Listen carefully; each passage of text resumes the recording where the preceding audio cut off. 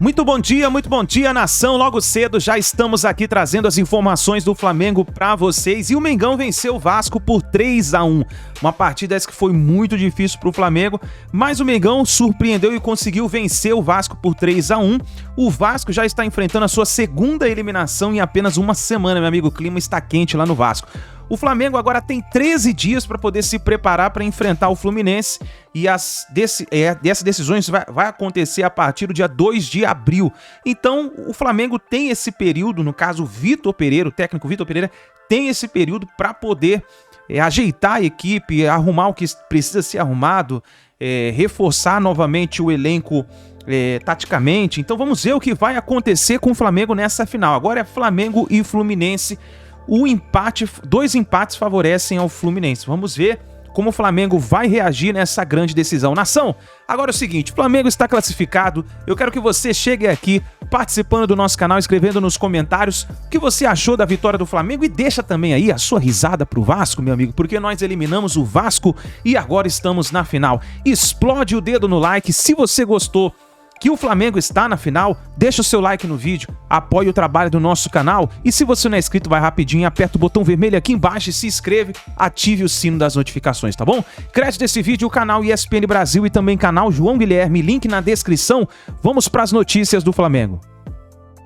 Vamos falar então do jogo de hoje no Maracanã. Flamengo 3, Vasco da Gama 1. O Flamengo, neste domingo no Maracanã, se classificou para a final do Campeonato Carioca. E atenção, hein? Pelo 4º ano seguido, teremos Fla-Flu na final do Cariocão. Isso é uma demonstração clara de que Flamengo e Fluminense realmente estão num outro nível em relação a Vasco e Botafogo, que eu imagino que nas próximas temporadas vão conseguir competir e vão conseguir estar mais presentes em momentos decisivos, principalmente no Campeonato Carioca, né? Então, Flamengo e Fluminense vão para a sua 4ª decisão. Nas 3 anteriores, o Fluminense venceu a última, mas o Flamengo venceu as 2 anteriores. Então, em finais recentes, o Flamengo está vencendo por 2-1, né? Está vencendo por 2-1 em termos de finais. Porém, o retrospecto recente é muito favorável ao Fluminense. Mas eles vão jogar apenas nos dias 2 e 9 de abril. Ainda temos aí uma data FIFA no meio disso tudo. E como o Flamengo chega a essa final? Como foi o jogo contra o Vasco da Gama? Olha, mais uma vez vimos uma situação no time do Flamengo que vem se repetindo. O Flamengo foi melhor no primeiro tempo do que no segundo. No segundo, a equipe caiu muito de produção. No primeiro tempo, tivemos um jogo equilibrado, o Vasco conseguindo confrontar com o Flamengo, né? O Flamengo fez 1-0 com o Pedro.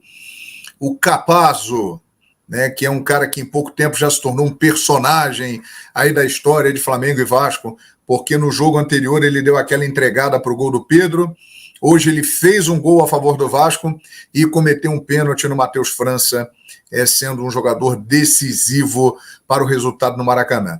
Mas no primeiro tempo, nós tivemos uma partida bem disputada, bem equilibrada, né, com os dois lados tendo oportunidade. No segundo tempo, meus amigos, pelo menos até as alterações que o Vitor Pereira promoveu, o Vasco estava melhor. O Vasco foi melhor no jogo, até o momento que aconteceram as alterações. As alterações do Vasco não surtiram tanto efeito, né? O Orelhano, no lugar do Alex Teixeira, foi mais já para o finalzinho. Essa aqui foi uma alteração importante do time do Vasco. O Pedro Raul saiu e o Ignaldo entrou. O Nenê entrou no finalzinho no lugar do Rodrigo, né? O Cauã Barros entrou no lugar do Jair e o Eric Marcos entrou no lugar do Gabriel Peck. Essas alterações que o Barbieri fez, elas acabaram não dando muito certo. As alterações do Flamengo funcionaram bem. A galera pega no pé do Vitor Pereira, mas o time realmente estava mal, desarrumado no segundo tempo, mas as mexidas dele funcionaram. Principalmente uma que eu vou destacar aqui. Léo Pereira no lugar do Gerson. Varela no lugar do Rodrigo Caio. Inclusive, ele deixou o Davi Luiz, que tinha cartão amarelo já. Hein? Uma situação arriscada. Everton Ribeiro no lugar do Gabigol. E isso aqui com 14 minutos do segundo tempo. É corajoso, hein, o Vitor Pereira. Ele tem personalidade, porque é o segundo jogo que ele tira o Gabigol mais ou menos nesse período de partida. É difícil mexer com um ídolo como o Gabigol. Mas ele, de novo, não jogou nada, não foi bem no jogo, o Gabriel Barbosa, pelo menos na minha avaliação, não sei se você concorda comigo. E entrou o Everton Ribeiro, que está se tornando realmente um jogador que é uma opção para o decorrer da partida. E aqui a substituição que mudou de vez o jogo. Tinha tudo para dar errado, mas deu certo. Arrascaeta saiu e entrou Matheus França. Reta final do jogo. Ainda tivemos a entrada também do Vidal no lugar do Everton Cebolinha, que se esforçou muito para fazer aquele papel ali de ala pela direita. Mas esta alteração aqui, Arrascaeta no lugar do Matheus França, foi quem definiu a partida. O garoto Matheus França entrou e mudou o jogo. O Everton Ribeiro entrou bem, o Léo Pereira entrou bem, mas quem decidiu o jogo que estava complicado foi o Matheus França, participando bem de jogadas, sofrendo o pênalti que o Pedro cobrou e colocou o Flamengo em vantagem. Então, mérito para o Vitor Pereira, né?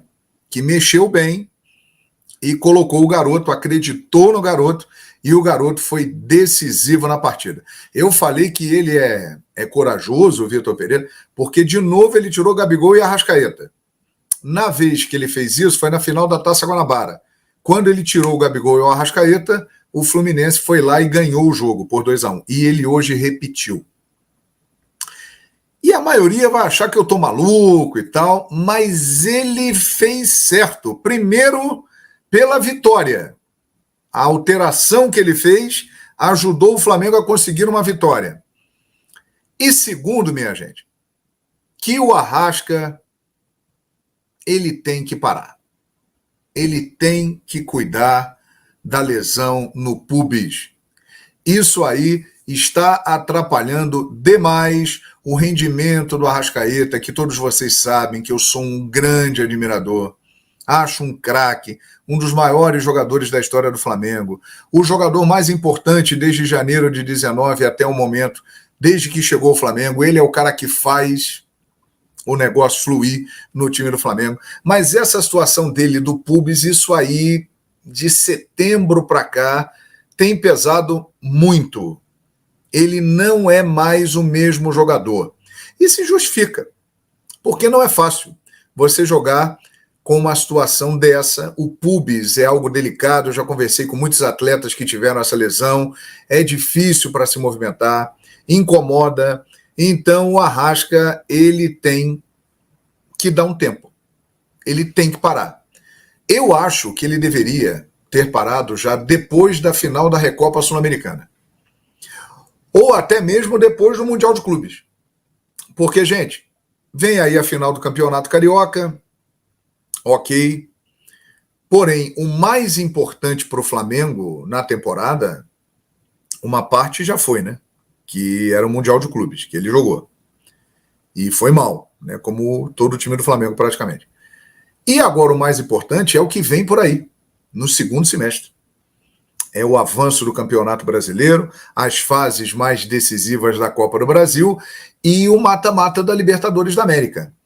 Eu tenho a impressão de que sem o Arrascaeta, o Flamengo consegue, com problemas, é claro, mas consegue encarar a final do Campeonato Carioca, consegue iniciar a Libertadores na fase de grupos e consegue iniciar os jogos do Campeonato Brasileiro. Se ele não parar, e eu não sou médico, né, mas é apenas uma dedução em cima do que eu ouço de atletas, até mesmo de profissionais da medicina, se ele não parar, ele não vai curar isso. Pelo contrário, pode até agravar a lesão. Então é uma situação que tem que ser bem avaliada, porque o Arrascaeta é um craque, é um jogador muito diferente, mas visivelmente ele está jogando no sacrifício. Então é hora do Arrasca dar um tempo e parar. Não sei se vai acontecer isso, provavelmente não. Ele agora vai lá para a seleção uruguaia na data FIFA e já no dia 2 de abril tem a final contra o Fluminense, 2 e 9 de abril.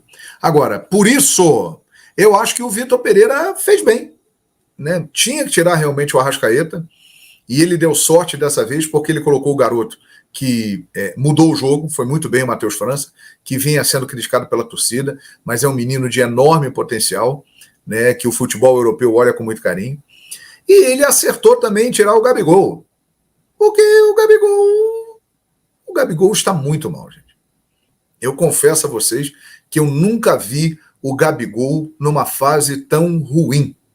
Eu já vi o Gabigol passar por momentos que a bola não estava entrando e tal, que tecnicamente ele não estava tão bem, mas agora é disparado o pior momento da carreira do Gabriel Barbosa.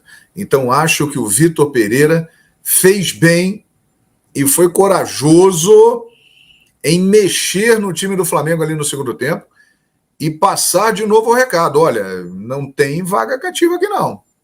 Se não estiver jogando bem, não vai ficar em campo pelo nome. Isso é muito importante para o grupo, para a competição, para a motivação de todos os jogadores. Então, as mexidas que ele fez foram corretas. Se, por um lado, o Flamengo do Vitor Pereira ainda não se encontrou, não está arrumado, não é um time que joga nem 30% do que tem potencial para jogar, ele acertou nas alterações no segundo tempo. Vidal, Léo Pereira, Everton Ribeiro, Matheus França foram boas substituições que acabaram ajudando o Flamengo a conseguir uma vitória a partir do momento que eles entraram em campo. Vamos dar uma olhada na tela com os números, tá? De Vasco 1, Flamengo 3. O que está em vermelhinho é quem foi superior. O Flamengo teve mais posse de bola, foi equilibrado ali 48-52, mas o Vasco foi melhor em ações na área rival, grandes chances, chutes, e aí o Flamengo foi melhor em chutes certos, a porcentagem ali de 50%. É isso, muita coisa para a gente conversar sobre a partida no Maracanã. Flamengo classificado, o Vasco perdeu, fez uma boa partida, mas para contar como foi a partida e também essa avaliação aí pós-jogo, ainda bem quente, a Roberta Barroso me faz companhia aqui nessa bancada solitária do Sport Center. Beta, bem-vinda e boa noite para você. Tudo bem, Mari? Boa noite para você, também para o fã de esporte. Pois é, o Vasco, a segunda eliminação essa semana do Vasco, o Flamengo conseguindo essa classificação, venceu por 3-1, Vasco que em vários momentos até foi melhor no jogo, até o próprio técnico Maurício Barbieri falou sobre isso na entrevista coletiva. O Vasco foi eliminado quinta-feira para o ABC na segunda fase da Copa do Brasil, não conseguiu avançar, perdeu nos pênaltis, então veio para esse clássico também com essa pressão e mais cansado. Mesmo assim, conseguiu cadenciar o jogo, equilibrou inclusive a partida ali no primeiro tempo, né? Números bem parecidos, o empate na primeira etapa, o Pedro marcou de fora da área, o Capasso fez de cabeça, até como você disse, parecia que ele ia se redimir, né? Porque no outro jogo, vale a gente lembrar, ele deu de presente para o Pedro marcar no primeiro jogo da semifinal do Campeonato Carioca, e aí ele marca de cabeça, vem um alívio até na zona mista. Eu perguntei para o Léo sobre isso, o companheiro ali de zaga, ele falou que em determinado momento até olhou para o Capasso depois do gol e sentiu até o Capasso emocionado, né, aliviado. Mas aí no segundo tempo, quando o Vasco era melhor no jogo, o Capasso acabou cometendo então um pênalti no Matheus França, que entrou no lugar do Arrascaeta poucos minutos depois, aos 30, o Arrascaeta foi substituído, a torcida do Flamengo chegou, né, a gritar burro para o técnico Vitor Pereira, o Matheus França entrou e aí quem cobrou esse pênalti foi o Pedro. No finalzinho, já nos acréscimos, o Ayrton Lucas fez o terceiro gol, o gol do Flamengo colocou ali números finais na partida, acabou com a esperança do Vasco. Mesmo assim, na entrevista coletiva, o técnico Maurício Barbieri, né, acompanhei de pertinho, ele falou que gostou muito da postura do grupo, que foi fantástica, até pela eliminação na quinta-feira, que criou oportunidades e que era melhor até sair o segundo gol. O Barbieri, inclusive, mexeu no time aos 9 minutos, ele tirou o Pedro Raul e colocou o Egnaldo. Alguns torcedores, né, mesmo na bronca com o Pedro Raul, pela falta de gols, alguns nas redes sociais, a gente sentiu ali aquele termômetro, poxa, tirou o Pedro Raul e colocou o Egnaldo, acabou que tira essa força ofensiva do time. O Barbieri foi perguntado na entrevista coletiva por que tirou o Pedro Raul da partida, e ele disse que sentiu o Pedro cansado e por isso colocou o Egnaldo, jogador de velocidade, mas acabou que o Vasco sai aí derrotado. Tem agora tempo para trabalhar, porque só tem um Campeonato Brasileiro pela frente. O Barbieri não quis dizer, né, pelo que o Vasco vai brigar nesse Campeonato Brasileiro, mas tem tempo aí para se levantar, para se preparar para esse próximo compromisso. Até uma frase que chamou bastante a atenção do Barbieri, então, para a gente encerrar aqui, né, esse resumo, acompanhei mais esse lado realmente do Vasco da Gama, ele disse: o Vasco não está pronto, ainda não tirou a plaquinha de reforma. Então é isso, é um Vasco ainda em construção, mas o Barbieri até gostou do que viu hoje aqui nessa partida, só que esse resultado acabou eliminando o Vasco, que só tem, como eu disse, Mari, o Campeonato Brasileiro pela frente. Volto com você. O Campeonato Brasileiro e muitas coisas para ajustar dentro de casa, né, nessa fase nova de SAF. Ô, Beta, só para te liberar, eu sei que o Pedro Henrique Torre ficou mais com o Flamengo, você mais com o Vasco, então vou direcionar a pergunta sobre isso. O tom também dos torcedores no estádio foi de uma paciência, apesar da derrota, de entender a situação, porque a gente sabe que perder clássico nunca é o que o torcedor quer, né? Sai de cabeça quente, xingando todo mundo, mas houve ali um momento de respirar fundo e entender o que aconteceu no Maracanã?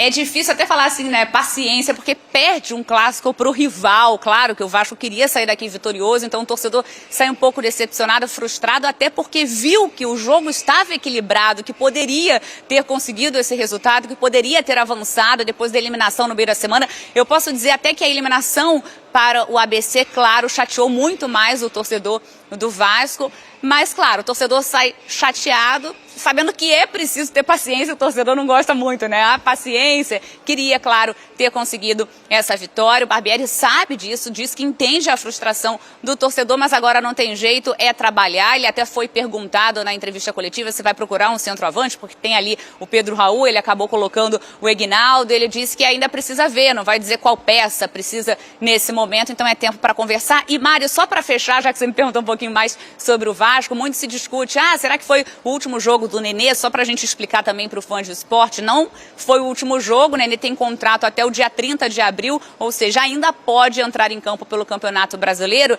O Barbieri foi perguntado na entrevista coletiva sobre o Nenê, mas ele disse que ainda não conversou com o atleta, então ainda não sabe se o Nenê vai renovar ou não, mas de fato o Nenê tem contrato só até o dia 30 de abril. Mas o sentimento é esse, né? Uma certa frustração, perdeu para o Flamengo, mas não tem jeito, agora é olhar para frente. O Léo, na Zona Mista, também disse, não adianta agora a gente enfiar a cabeça no buraco, é levantar a cabeça e olhar por que a gente tem pela frente. É o Campeonato Brasileiro, então o Vasco vai lá em busca de uma boa disputa no Brasileirão. Mari. Perfeito, Beto. Eu acho que é isso, né? A frustração pela atuação na Copa do Brasil foi maior, mas no jogo contra o Flamengo jogou bem, mas perdeu, é um clássico, a gente sabe como funciona.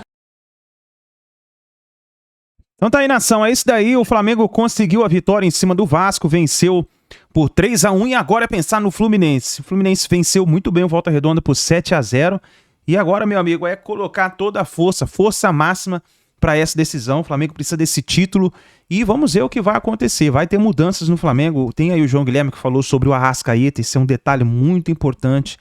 Meu amigo, essas dores que o Arrascaeta está sentindo no pubis, é preciso que o Arrascaeta tire esse momento mesmo, eu concordo com o João Guilherme, para poder se recuperar e voltar bem para as competições importantes.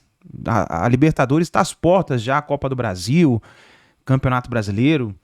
Então o Arrascaeta precisa se recuperar, porque da forma que ele está jogando sentindo dores, cara, incomoda demais. E ele não está rendendo como tem que render no Flamengo. Gabigol num péssimo momento, cara, eu gosto muito do Gabigol, mas nesse momento Gabigol está enfrentando um problema difícil, cara. Difícil. Pior que esses jovens que estão chegando aí no Flamengo estão voando. Você vê aí as mudanças que o Vitor Pereira está realizando no Flamengo. Muita gente não concorda, mas como o João Guilherme falou aí, funcionou na partida de hoje. O Flamengo conseguiu a vitória. E clássico é clássico. Meu amigo, eu sei que muitos vão falar assim, mas jogou mal. Meu amigo, mas você prefere ganhar título ou jogar bem? E perder? Bem isso. Clássico é clássico. Se fosse um jogo contra o Volta Redonda, contra um time inferior...